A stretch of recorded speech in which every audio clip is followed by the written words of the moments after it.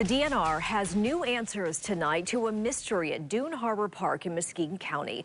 Dozens of cormorants have been found dead along the shoreline in recent weeks. News 8's Byron Tollefson spoke with the DNR about how those birds died. He's here now with the answers. Byron? Michelle, just this morning, the DNR received test results. The department now believes the cormorants died of bird flu.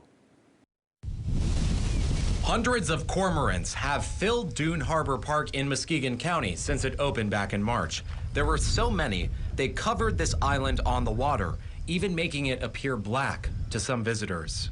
We kind of affectionately call it Cormorant Island. But about a month ago, people started finding dead cormorants along the shoreline. Some were in the process of dying.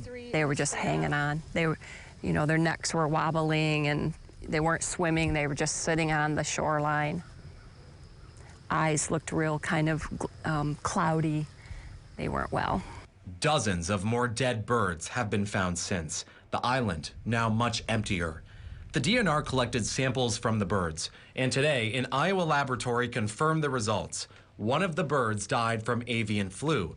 The DNR believes the disease is killing the rest of them. Our positive tests, plus the fact that we know HPAI is circulating in wild birds in Michigan and has been for the past several months, I think it's likely that the outbreak is due to this virus. The DNR is not recommending the closure of the park. People are susceptible, although the risk is low, and part of what keeps that risk low is maintaining some distance between yourself and sick or dead wild birds. The DNR does not believe there is any danger to the public, as long as people don't touch the birds. The message is that people really should not be handling any sick or dead birds. That is the riskiest activity that someone could do. Thursday was Linda Quolick's first visit to the park. She nearly brought her grandkids. I'm so glad I decided not to bring them. That would have been very horrible for them to have seen this.